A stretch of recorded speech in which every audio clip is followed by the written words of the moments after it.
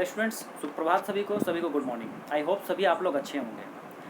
तो कहा जाता है the best view comes after the hardest climb. जितना तपोगे उतना निखरोगे, हिंदी में कहा जाता है। वैसे भी आप लोग देखे होंगे कि आप किसी पहाड़ में यदि चढ़ रहे हैं तो जब नीचे रहते हैं तो पूरा नज़ारा दिखता नहीं है अच्छे से, लेकिन जब हार्डेस्ट क्लाइंब मतलब सबसे टॉप शिखर पर जब पहुंच जाते हैं, जब पीक पर जब पहुंचे रहते हैं, पूरा मेहनत पसीना एक करके जब आप लास्ट एकदम चोटी पर जब पहुंचते हैं तो वहाँ से पूरा नज़ारा अच्छा से दिखता है। ठीक है, तो इसलिए कहा गया the best view comes after the hardest climb. जितना तपोगे, जितना मेहनत करोगे, उतना निखार आता है। अभी आप ओलंपिक में ही देख लीजिए, Neeraj Chopra gold medallist athlete में, मतलब फर्स्ट टाइम इंडिया में जो है गोल्ड मेडल जीत लिया वो। तो वो ऐसे ही थोड़ी ना जीत गया होगा ओलंपिक में तो और मेडल ले आया होगा, ऐसा तो नहीं हुआ होगा। कितना ज़्यादा वो मतलब उस मुकाम को पाने के लिए कितना जद्दोजहद मेहनत किया होगा। 1 साल तक वो बोल रहा था, उसका आया था, मैं पढ़ रहा था, 1 साल तक फ़ोन को छुआ नहीं था, सिर्फ माँ को बात करने के लिए फ़ोन को ऑन करता था। तो आप इससे अंदाज़ा लगा सकते हैं कि उस तरह का डिटर्मिनेशन चाहिए कोई भी सफलता पाने के लिए, है कि नहीं। तो चलिए हम लोग आज क्लास का आरंभ करते हैं, क्लास हम लोग शुरुआत करते हैं। और WCS का हम लोग का 500 MCQ सीरीज चल रहा है, जिसका कि आज पार्ट नंबर 16 है और क्लास नंबर 35 हो जाएगा। आप लोग का जो CBT एग्ज़ाम्स जो होने वाला है इस मंथ से स्टार्ट हो जाएगा, तो उसके लिए बहुत ही यूज़फुल रहेंगे सब क्वेश्चन। सारे क्वेश्चन जो हैं आप लोग के लिए बहुत ही लाभदायक रहेंगे। और WCS का जो सीरीज़ है ये मुश्किल से 6 से 7 दिन में आप लोग का फर्स्ट ईयर का सारा लगभग चैप्टर्स कंप्लीट हो जाएंगे। सारे क्वेश्चंस भी मैं कवर करा दूँगा, बस 6 से 7 दिन और। चलिए क्वेश्चन की शुरुआत करते हैं 238 नंबर से। और 238 नंबर क्वेश्चन देखिए क्या कहता है। आपसे पूछा गया है what is the melting point of aluminium. Okay, aluminium का आपसे कथनांक पूछा गया है कि इसका जो है मेल्टिंग पॉइंट क्या होगा, ये आपको बताना है। तो बताइए मेल्टिंग पॉइंट जो है क्वथनांक कितना होगा एल्यूमिनियम का। देखिए ऑप्शन नंबर ए है 660 डिग्री सेल्सियस, उसको 680 है, 670 है, 620 है, लगभग सब करीब करीब ही दिया हुआ है। तो आपको एग्जैक्ट डाटा जो है वो याद रखना पड़ेगा। देखिए इसका जो आंसर होगा वो आपका चल जाएगा ऑप्शन नंबर ए होगा। ओके, इसका आंसर क्या हो जाएगा, ऑप्शन नंबर ए। तो आप लोग को बस ध्यान में रखना है कि ऑप्शन जो है हमारा कौन सा है, ए नंबर, मतलब 660 डिग्री सेल्सियस जो होता है उसका मेल्टिंग पॉइंट होता है एल्युमिनियम का। एल्युमिनियम क्या है, एक धातु है। ठीक है, एल्युमिनियम एक धातु है जिसका कि वायर्स के फॉर्म में यूज़ किया जाता है। एल्युमिनियम का जो है फॉइल्स के फॉर्म में यूज़ किया जाता है, कॉइल के फॉर्म में यूज़ किया, बहुत इसका उपयोग है ना। फिर आपका जो लाइंस जो होते हैं ओवरहेड लाइंस, ओके, उनमें भी इसका उपयोग किया जाता है। चलिए अब हम लोग जो है साथ ही साथ, अच्छा कुछ बुक्स में आपको ये वैल्यू मिल सकता है। ठीक है, 658 डिग्री सेल्सियस भी आपको मिल सकता है, तो सेम ही है। ठीक है, ऑलमोस्ट किसी बुक में 660 दिया है तो आप लोग निमी पैटर्न पे जाइए और उसमें जो है ऑप्शन नंबर ए आपको लगाना है 660। बात आ रही समझ में। चलिए अब हम लोग कुछ और बात कर लेते हैं डिफरेंट मेटल्स। और जैसे मान लिया जाए एल्युमिनियम है तो साथ ही साथ और भी आपसे कुछ पूछा जा सकता है। जैसे कि मान लेते हैं हम कॉपर की बात करें तो कॉपर का जो मेल्टिंग पॉइंट होता है वो कितना होता है बताइए। मैं यदि कॉपर की बात करूं, Cu जिसका सिंबॉलिक फॉर्म है, ठीक है, Cu, तो कॉपर का होता है आपका 1084 डिग्री सेल्सियस। ठीक है, तांबा का कितना होता है, कॉपर का होता है 1084 डिग्री सेल्सियस। ओके, बात करें यदि जर्डन का मतलब जिंक का यदि बात करें, जस्ता का तो होता है 420 डिग्री सेल्सियस। ठीक है, ये सब थोड़ा यूजफुल है, क्वेश्चन रिपीट होते हैं, इससे आ सकते हैं। ठीक है, लेड के क्या होता है सिंबल, Pb। ओके, लेड का क्या कितना हो जाएगा, तो हो जाएगा 327 डिग्री सेल्सियस। ओके, 327। बात आ रही समझ में। यदि टिन की बात करें, टिन का क्या होता है सिंबल Sn, जो कि हो जाएगा 232 डिग्री सेल्सियस। कितना होगा, 232 डिग्री सेल्सियस। बात करें यदि सिल्वर का सिंबल यदि पूछे तो क्या हो जाएगा, Ag। ओके, सिल्वर का हो जाएगा Ag, न होता है इसका वैल्यू 960 डिग्री सेल्सियस। कितना होता है, 960 डिग्री सेल्सियस। और निकल की बात करेंगे यदि, ओके, Ni का यदि बात करें तो ये होगा आपका 1458 डिग्री सेल्सियस। ओके, बात समझ में आ रही है? कितना हो जाएगा? 1458 डिग्री सेल्सियस। तो ये डाटाज हैं, आप लोग को ध्यान में रखना चाहिए, इनसे भी क्वेश्चन हो सकते हैं कि मोर और लेस दे क्वेश्चन। ठीक है, इसका स्क्रीनशॉट आप लोग ले लीजिए क्वेश्चन का। ठीक है, स्क्रीनशॉट ले लीजिए, और बाकी जो मेटल्स हैं उनका भी आप लोग को पता चल गया। देखिए नेक्स्ट क्वेश्चन हम लोग बढ़ते हैं अगले क्वेश्चन की ओर। 239 नंबर क्वेश्चन जो है कहता है what is the boiling point of aluminium. अब एल्युमिनियम का आपसे क्या पूछा गया है? Boiling point. तो क्या हो जाएगा बताइए? देखिए एल्युमिनियम की यदि बॉइलिंग पॉइंट की हम लोग बात करेंगे तो एल्युमिनियम का बॉइलिंग पॉइंट बहुत ज़्यादा होता है। ठीक, आप गला तो लीजिएगा, ठीक है, 660 डिग्री सेल्सियस में आप गला लीजिएगा, लेकिन यदि उबालने की बात करेंगे, यदि उसको उबालना है तो उस केस में इसका जो वैल्यू होता है ये आपका होता है 2519 डिग्री सेल्सियस। ओके, ऑप्शन कौन सा जाएगा? ऑप्शन नंबर बी हो जाएगा। ध्यान रखिएगा क्योंकि ये निमी का क्वेश्चन है, निमी क्वेश्चन बैंक में पूछा गया है ये क्वेश्चन, और आप लोग का जो है सीबीटी एग्जाम्स जो हुए, मतलब जो अप्रैल तक जो हुआ था उसमें भी क्वेश्चन रिपीट हुआ था ये वाला। ठीक है, आइए अब 240 नंबर क्वेश्चन कहता है what is the boiling point of water. अब वाटर का, पानी का क्वथनांक आपसे पूछा गया है, ये तो सभी बच्चे जानते हैं। ठीक है, पानी कितने में उबलता है? तो ये मेरे समझ से सभी बच्चे को मालूम होगा। क्या हो जाएगा? 100 डिग्री सेल्सियस। तो पानी कितने में उबल जाता है? ये 100 डिग्री में उबलता है सेल्सियस। अब यहाँ पे देखिए आपसे क्वेश्चन क्या कर देगा वो, यहाँ पे फ़ारेनहाइट दे देगा, ठीक है, एफ दे देगा फ़ारेनहाइट में, या र्यूमर स्केल दे देगा, ठीक है, या केल्विन स्केल दे देगा।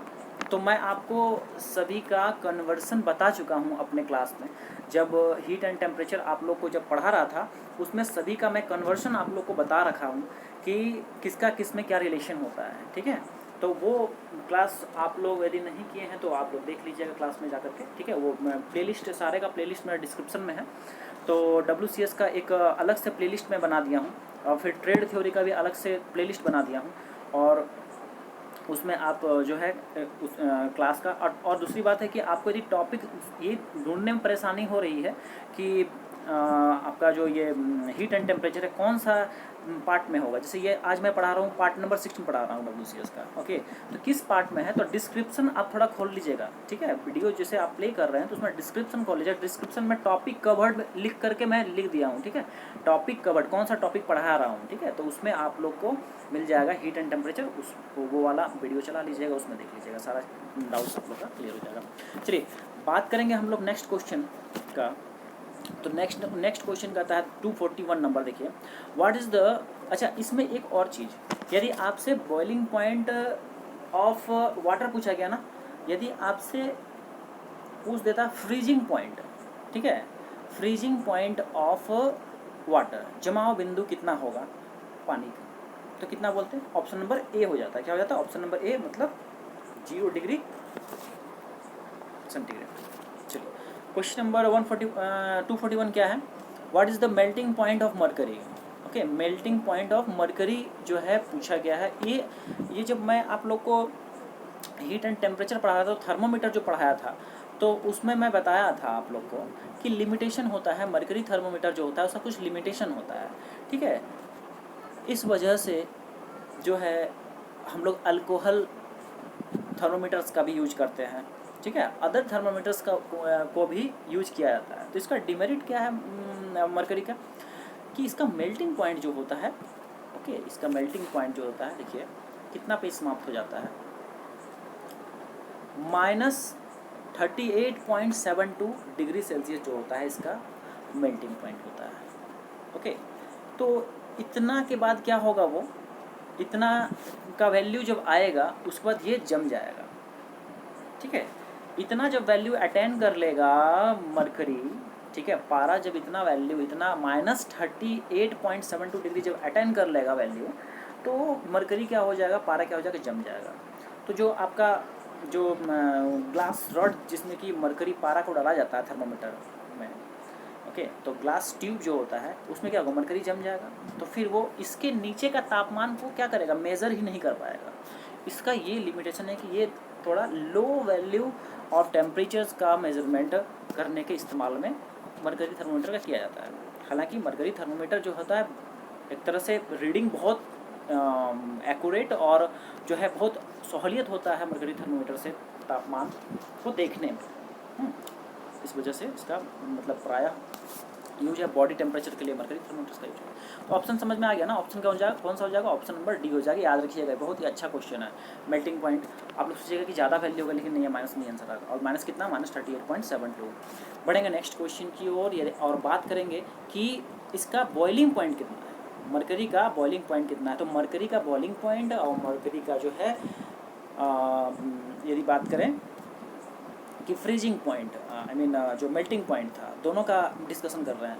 तो देखिए मरकरी का गलनांक क्या होता है, तो गलनांक की बात करें यदि मैं, ठीक है, तो इसका जो आंसर होगा आपका कितना होगा बताइए। ऑप्शन जाएगा इसका 357 डिग्री सेल्सियस। मतलब इतना तापमान यदि अटेंड कर लिया आपका पारा, उसके बाद ये जो है ना, ये उबलने लगेगा। पारा क्या होने लगेगा, उबलने लगेगा। कहने का मतलब यदि मैं बात करूं, अभी फिर जैसे एक्सप्लेनेशन आप लोगों को मैं दे रहा था कि लो रेंज ऑफ टेम्परेचर का मेज़रमेंट करने के लिए जो है मरकरी थर्मोमीटर्स जो है बेस्ट होता है, मीडियम लो ही कहिए, ठीक है। तो वैल्यू कितना था यहाँ बताइए। तो इसका रेंज यदि आपसे पूछा जाएगा कि कितना से कितना वैल्यू तक का जो है मरकरी थर्मोमीटर का उपयोग किया जा सकता है, तो जो रेंज होगा कितना हो जाएगा, -38.72 से लेकर कहाँ तक बताइए, 357 डिग्री सेल्सियस तक आप वैल्यू को मेजर कर सकते हैं। क्योंकि इसके नीचे यदि मेजर कीजिएगा तो पारा जम जाएगा, और इसके ऊपर यदि मेजर कीजिएगा 357 के ऊपर यदि मेजर कीजिएगा इसके ऊपर, तो आपका जो पारा जो है वो ट्यूब से फट के बाहर निकल जाएंगे, वो उबलने लगेगा, वो फट करके निकल जाएगा, ट्यूब में रहेगा नहीं।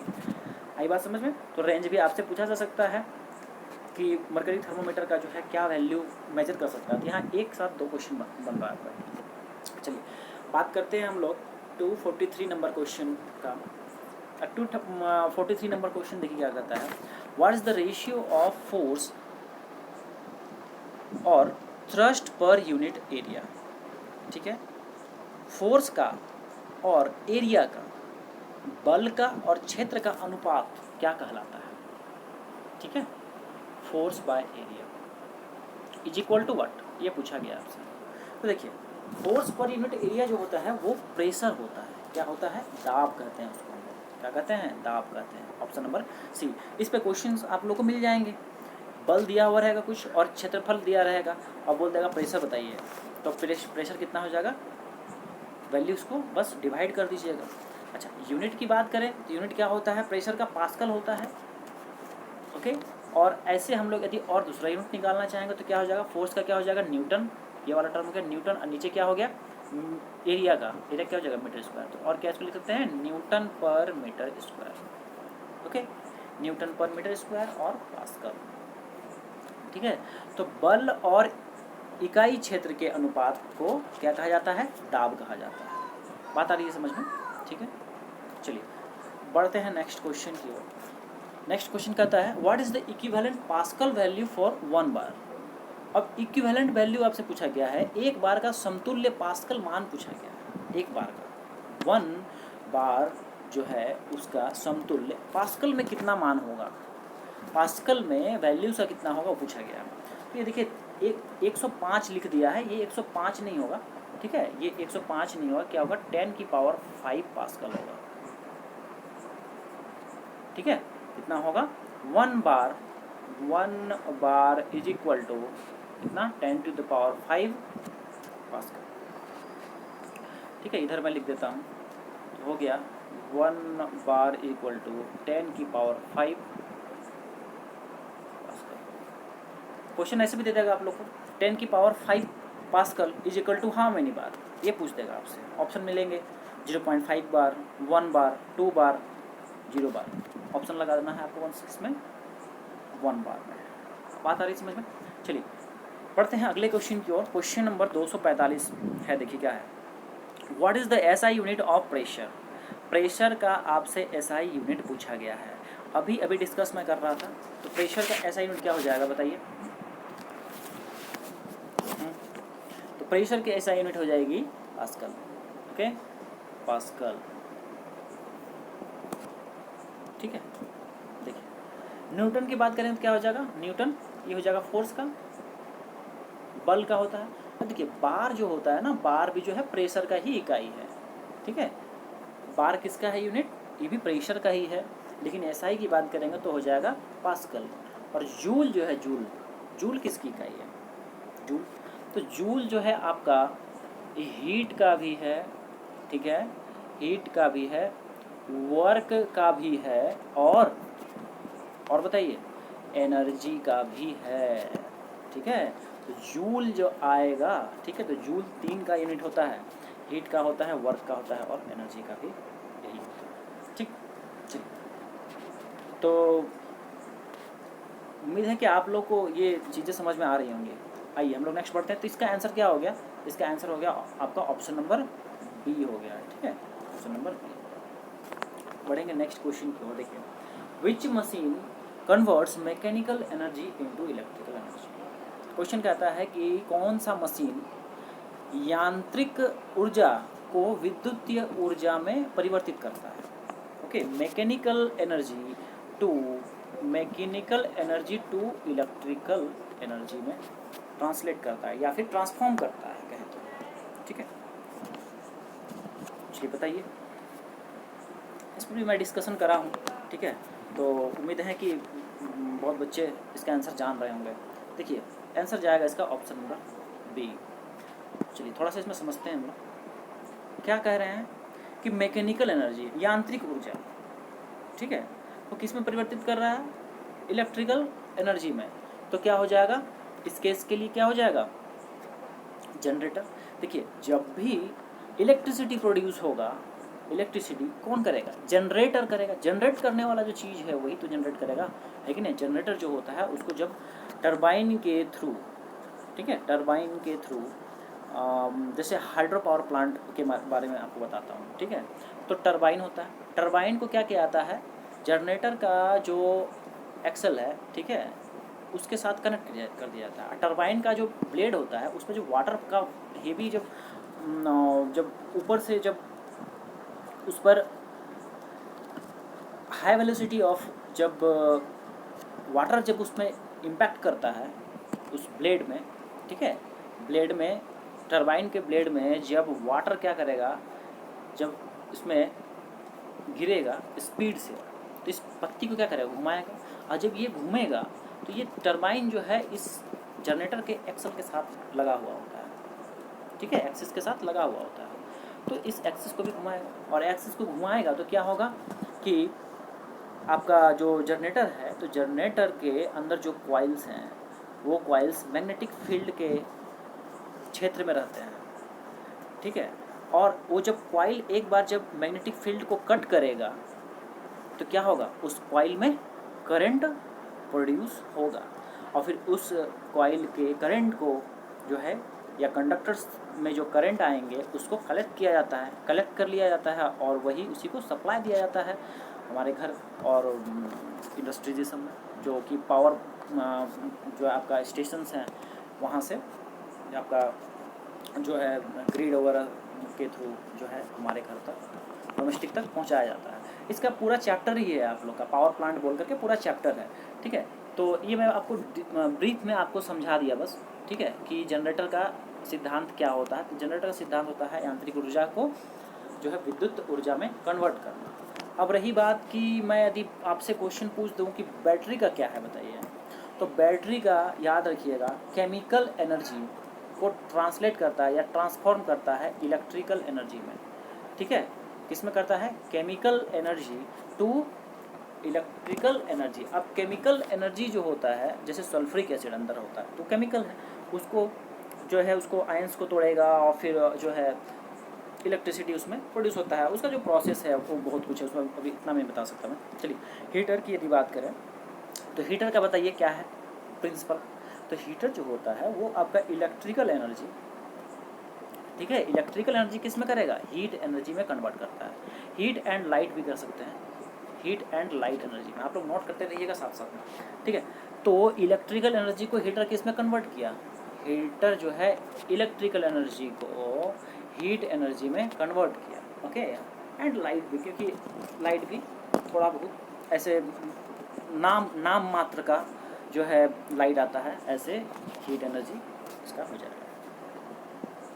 अब यहाँ आयरन बॉक्स है, तो आयरन बॉक्स लोहे का बक्सा तो ऐसा कुछ नहीं है, इसमें कन्वर्सन जैसा कुछ तो चीज़ है नहीं। तो इन तीनों के बारे में बता दें आपको, बैटरी, जनरेटर और हीटर के बारे में। तो आंसर इसका क्या हो जाएगा सर, जनरेटर हो जाएगा। नेक्स्ट क्वेश्चन देखते हैं हम लोग। अब हम लोग जो है कुछ जो आप लोग के चैप्टर में फर्स्ट ईयर में जो है इलेक्ट्रिसिटी का कुछ जो है पार्ट्स दिया हुआ है, लाइक बेसिक सब चीज़ है, करंट का यूनिट, फिर रेजिस्टेंस, ये सब चीज़ के बारे में है कि किसको चार्ज कहा जाता है, फिर रेजिस्टेंस, इनका जो है श्रेणी क्रम, फिर समानांतर क्रम, इन सब के बारे में कुछ चीज़ें दी हुई हैं। तो इसको हम लोग जो है एक क्लास इस पर रहेगा हम लोग का। तो चलिए देखिए 247 नंबर क्वेश्चन क्या कहता है, which is the unit of current, ठीक है। धारा की इकाई पूछी गई है। तो ये तो मतलब अब स्टार्ट आप लोग का जो है, जब ये ऑनलाइन क्लास स्टार्ट हुआ था वहाँ चैप्टर ही इसी से स्टार्ट किए थे, आप लोग का जो है करंट वगैरह ये सबसे स्टार्ट हुआ था। तो करंट के बारे में आप लोग सबको पता होगा कि इसका जो यूनिट होता है वो क्या होता है करंट का, ampere, okay, option number A. और एम्पियर का सिंबल क्या है, सिंबल भी ए ही है, सिंबल क्या है, कैपिटल ए है। बात करें तो वोल्ट का, तो वोल्ट किसका इकाई है, वोल्टेज का इकाई है वोल्ट। ओम की बात करें तो ओम किसका इकाई है, ओम रेजिस्टेंस का है, प्रतिरोध का है बात समझ में। अब वाट की बात करें तो वाट किसका इकाई है, पावर का इकाई है, ठीक है, शक्ति का इकाई है, आई बात समझ में। चलिए नेक्स्ट क्वेश्चन देखते हैं, which is the unit of resistance, प्रतिरोध की इकाई पूछी गई है। अब प्रतिरोध की इकाई मैं अभी भी बता रहा था, क्या हो जाएगा, ओम हो जाएगा, है ना, OHM। और इसको हम लोग सिंबॉलिक फॉर्म में इस तरह से दिखाते हैं, ठीक है, सिंबल के फॉर्म में इस तरह से ओम बनाया जाता है ना। चलिए ओम हो गया। अब एम्पियर तो मैं बता दिया करंट का, वोल्ट का वोल्टेज हो गया, और वाट हो गया पावर। नेक्स्ट आगे बढ़ते हैं हम लोग। तो क्वेश्चन 249 करता है, what is the flow of electron in any conductor, किसी कंडक्टर में इलेक्ट्रॉन का प्रभाव क्या होता है या क्या कहलाता है, बताइए। कोई भी कंडक्टर है, conductor in the sense generally metals ही होते हैं, ठीक। तो लाइक जैसे हम कहेंगे कि कॉपर का एक कंडक्टर है, ठीक है, ये कॉपर का एक छड़ है या फिर कंडक्टर है या फिर वायर है, ओके। तो अगर इसमें इलेक्ट्रॉन्स, देखिए आपको तो ये चीज़ जानकारी है कि मेटल्स जो होते हैं उसमें बहुत ही ज़्यादा संख्या में इलेक्ट्रॉन्स होते हैं। तो इलेक्ट्रॉन्स यदि मूव करने लगे, बढ़ने लगे, आगे चलने लगे, तो उस केस में क्या होगा, फ्लो ऑफ करंट। यदि फ्लो ऑफ इलेक्ट्रॉन्स होगा, यदि इलेक्ट्रॉन्स मूव करना चालू किए तो क्या पैदा हो जाएगा, करंट पैदा होगा। एकदम बेसिक सिद्धांत है, एकदम गांठ मान लीजिए इन चीज़ों को, ठीक है। ऑप्शन नंबर क्या आ जाएगा, इसका आंसर बी हो जाएगा, आई बात समझ में, ठीक है। ऐसे फंडामेंटल्स ऑफ इलेक्ट्रिसिटी जो चैप्टर है ट्रेड थ्योरी का, उसका भी वीडियो प्लेलिस्ट में आप लोग को मिल जाएगा, उसमें भी आप डिटेल्स में समझ लीजिएगा, पूरा बारीकी से एकदम डीप में आप लोग को एक एक चीज़ों को मैं ग्राउंड लेवल पे, जीरो लेवल पे समझाया हूँ, आप उस क्लास को कर लीजिएगा। देखिए 250 नंबर क्वेश्चन है, देखिए, which property of a substance is opposing the flow of electric current. अब प्रॉपर्टी पूछा जा रहा है सब्सटेंस का, पदार्थ का वह कौन सा गुण होता है, ठीक है, जिसके कारण वह विद्युतीय प्रभाव को अवरोध करता है, ठीक है। मतलब कि कोई पदार्थ है, पदार्थ कोई सा भी हो सकता है, ठीक है, मटेरियल कोई सा भी हो सकता है, लकड़ी हो सकता है, प्लास्टिक हो सकता है, रबड़ हो सकता है, एल्युमिनियम हो सकता है, मेटल्स हो सकते हैं, कपड़ा हो सकता है, ये कुछ भी पदार्थ हो सकता है। तो उस पदार्थ का वह गुण होता है, उस पदार्थ का अपना प्रॉपर्टी होता है कि इलेक्ट्रिक करंट जो होता है, ठीक है, जो विद्युत है, विद्युत के प्रभाव को वो रोकेगा। ये सब्सटेंस उस विद्युत को, उस करंट को आगे बढ़ने से क्या करेगा, रोकेगा, ओके, अवरोध करेगा। उस प्रॉपर्टी को, उस सब्सटेंस को क्या कहा जाता है, ये आपसे क्वेश्चन बोला है। उस प्रॉपर्टी को क्या कहा जाता है, रेजिस्टेंस। और रेजिस्टेंस का वाकई में ये डिफिनेशन दिया है, ठीक है, रेजिस्टेंस जिसको कि प्रतिरोध कहा जाता है। प्रतिरोध का काम क्या है कि करंट के फ्लो को रोकना। सब्सटेंस के अंदर करंट जो फ्लो करता है उसको क्या करता है, ये रेजिस्टेंस रोकता है, ठीक है। चलिए नेक्स्ट बढ़ते हैं हम लोग। नेक्स्ट क्वेश्चन देखिए क्या कहता है, which is a very good conductor. Okay, कौन सा बहुत अच्छा कंडक्टर है। देखिए यहाँ पे आपका क्वेश्चन जो है पूछा गया है कि कंडक्टर या सुचालक, सबसे अच्छा सुचालक बोला गया है, आपको बताना है। कॉपर ऑप्शन है, कास्ट आयरन है, रॉट आयरन है, स्टील है। यदि मैं बात करूं कंडक्टर्स का सिर्फ, तो चारों के चारों जो हैं, चारों कंडक्टर्स हैं, चारों में करंट जो है प्रभाव अच्छे से कर जाएगा, एक जगह से दूसरे स्थान तक चले जाएगा। लेकिन बात करें गुड कंडक्टर्स, जिसमें कि लॉसेस कम। गुड कंडक्टर क्या होता है, जिसमें कि लॉस कम होगा, करंट जैसे इस प्लेस पे जितना दिए थोड़ा बहुत ही लॉस होकर के इस प्लेस पे उतना करंट हमको मिल गया, ये होता है गुड कंडक्टर। जिसमें कि ऑब्स्टेकल नहीं होगा, इसमें रेजिस्टेंस वैल्यू वेरी लेस होगा, बहुत ही कम होगा, उसको गुड कंडक्टर कहते हैं, ठीक है। प्रतिरोध इसका कम होता है। तो इसका आंसर जो होगा बहुत अच्छा यदि बोलेंगे हम लोग तो हो जाएगा आपका कॉपर होगा। ओके, तांबा जो होता है वो बहुत अच्छा माना जाता है, लेकिन उससे भी अच्छा होता है आपका एजी होता है, ठीक है। कॉपर से भी ज़्यादा अच्छा होता है एजी। एजी क्या कहते हैं हम लोग, सिल्वर। जो चांदी होता है वो कॉपर से भी ज़्यादा अच्छा होता है, लेकिन कॉपर जो है थोड़ा सस्ता होता है किसके मुकाबले, चांदी के मुकाबले। इस वजह से हम लोग किसका उपयोग करते हैं, कॉपर का इस्तेमाल करते हैं। कॉपर को जनरली जो है इस्तेमाल किया जाता है, ओके। चलिए अच्छा, यहाँ पे यदि मान लिया जाए ऑप्शन, यहाँ पे कास्ट आयरन नहीं दे करके यहाँ आपको एजी दे देता, तो एजी दे देता तो आपको एजी में मारना होता, ठीक है। ऑप्शन बी चले जाता, ऑप्शन ए फिर नहीं लगता। देखिए क्वेश्चन नंबर 252 और आज के सेशन का ये लास्ट क्वेश्चन है। तो देखते हैं हम लोग लास्ट क्वेश्चन, देखिए क्या है। विच इज मिनरल इंसुलेटर, कौन सा खनिज इंसुलेटर है। अब इंसुलेटर क्या होता है, जैसे कंडक्टर होता है तो कंडक्टर का जस्ट अपोजिट क्या हो जाता है, इंसुलेटर। इंसुलेटर मतलब कुचालक, ठीक है। जो कि अब देखिए इंसुलेटर का तो दो टर्म्स में यूज किया जाता है। हीट के टर्म्स में भी इंसुलेटर यूज किया जाता है, जो कि हीट उष्मा विरोधी होता है। और यदि इलेक्ट्रिसिटी की टर्म्स में यदि बात करें हम लोग, तो इलेक्ट्रिसिटी के टर्म्स में भी होता है इलेक्ट्रिकल इंसुलेटर, ओके। तो इलेक्ट्रिक के टर्म्स में यहाँ बात किया जा रहा है, तो उस खनिज इंसुलेटर का नाम बोला गया है कि बताइए कौन सा इसमें से खनिज इंसुलेटर होगा। देखिए जो हमारा ग्लास है, ग्लास खनिज में नहीं आता है, ये इसको बनाया जाता है ग्लास को, ठीक है, मैन्युफैक्चरिंग किया जाता है ग्लास का। क्वार्ट्ज जो है इस पर भी आते हैं। उसके बाद देखिए माइका है और पोर्सिलिन है, ठीक है। पोर्सिलिन है, माइका है, क्वार्ट्ज है और ग्लास है।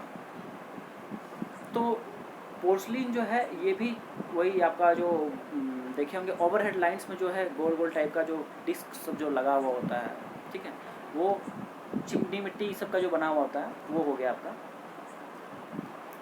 ओके। तो देखिए यहाँ पे जो आंसर होगा क्या हो जाएगा, माइका होगा। माइका क्या होता है, आप लोग जिसको कि अभ्रक बोलते हैं, अभ्रक, ओके। झारखंड भी एक स्टेट है जहाँ की माइका जो है अच्छे खासे मात्रा में प्रोड्यूस होता है। प्रोड्यूस नहीं, आई मीन उसका खदान है और उसको निकाला जाता है खदानों से। सबसे जो ज़्यादा माइका पाया जाता है और राजस्थान में पाया जाता है, ओके, राजस्थान, और फिर झारखंड सेकंड नंबर पे है शायद। तो देखिए माइका जो होता है जिसको कि अभ्रक कहते हैं, वो मिनरल इंसुलेटर है, क्योंकि खनिज है एक प्रकार का। माइका क्या है, एक प्रकार का खनिज है, इसलिए, और इंसुलेटर का काम करता है, इसलिए इसको खनिज इंसुलेटर कहा जाता है, ओके। आप लोग पुराना मॉडल का जो आयरन देखते होंगे, ठीक है, पुराना वाला जो ऑटोमेटिक वाला नहीं होता था, भारी टाइप का थोड़ा जो रहता था, उसके अंदर जो इस्तेमाल किया जाता था वो माइका का ही रहता था। अब माइका का जो चादर टाइप का जो होता था, सीट्स जो होता था उसके अंदर जो है निक्रोम वायर को बना दिया जाता, मतलब कि कॉइल टाइप से बना करके उस माइका का सीड्स के अंदर दाब दिया जाता था, ताकि क्या होता था, इससे हीट तो ट्रांसफ़र हो रहा था, हो जाएगा उस माइका सीड से। हीट जो है आपके जो लोहा का जो जो नीचे जो प्लेट होता था उसमें ट्रांसफ़र हो गया, लेकिन करंट अलाउ नहीं करता था। कौन? माइका करंट को अलाउ नहीं करेगा, आई मीन करंट को फ्लो होने से रोकेगा, है कि नहीं। तो जो आपका नीचे का जो लोहा का जो पार्ट है, जो आपका जो वज़न के लिए दिया जाता है, ठीक है, तो उसमें करंट फ्लो नहीं होगा और आपका आयरन हीट भी होता है, ठीक है। इस वजह से माइका का, और बहुत जगह माइका का यूज़ किया जाता है इंसुलेटर के पर्पज़ से, ठीक है। रेगुलेटर, पुराना टाइप का जो रेगुलेटर होता था उसमें भी इसका इस्तेमाल किया जाता था। आजकल तो इलेक्ट्रॉनिक डिवाइस इनका जगह ले लिया। खैर चलिए, तो आप लोग को इसका आंसर मिल गया। मिनरल इंसुलेटर का मैं बात कर रहा था, तो क्या हो जाएगा? माइका हो जाएगा। Okay, option number C. तो स्टूडेंट्स, आज का सेशन जो है हम लोग का यहीं समाप्त हो रहा है, और आज हम लोग ने करीब करीब 15 क्वेश्चंस हम लोगों ने देखा है, और जो है मैं बोला ही आप लोग को कि करीब करीब 6 से 7 दिन में, और आप लोग का फर्स्ट ईयर का जो WCS का जो सिलेबस है, जो क्वेश्चन है, सारे क्वेश्चन को मैं कवर करा दूँगा। तो चलिए, आप लोग इसी तरह से पेशेंस बना करके क्लासेस को अटेंड करते रहिए और देखते रहिए, और चीज़ों को शेयर भी करते रहिए अपने फ्रेंड तक, दोस्तों तक। तो चलिए, फिर हम लोग मिलेंगे नेक्स्ट वीडियो में एक अच्छे टॉपिक पर, एक अच्छे क्वेश्चंस के साथ हम लोग मिलेंगे, और एक बेहतर ऊर्जा के साथ। चलिए फिर, थैंक यू सो मच।